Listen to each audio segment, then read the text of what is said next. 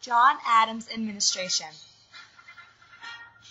From the beginning of Adams' administration, the United States began to move towards war with France.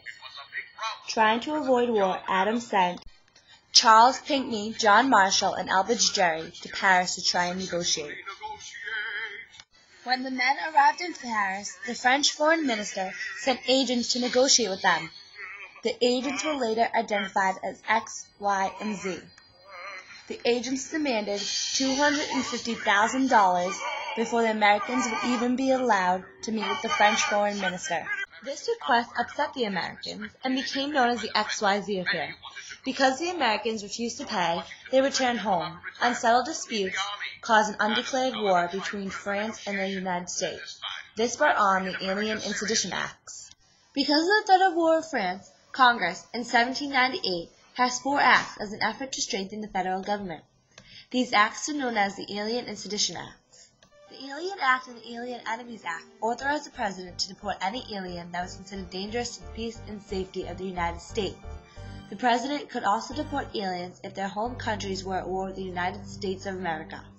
The Naturalization Act extended the time of residency for aliens to become citizens of the United States from 5 to 14 years. The Sedition Act prevents anyone from writing, publishing, or saying anything false, scandalous, and malicious against the American government.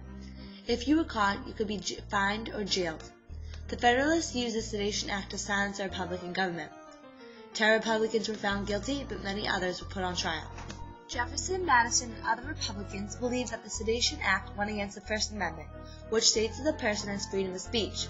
Because there was no judicial review at this time, Jefferson and Madison thought that the state should judge whether or not it went against the Constitution. They fought back with the Virginia and Kentucky resolutions. Tensions between the Federalists and the Jeffersonian Republicans escalated with the election of 1800 right around the corner. Adams gained the support of people during the XYZ affair, but he knew that if he wanted to be re-elected, the undeclared war of France had to be stopped.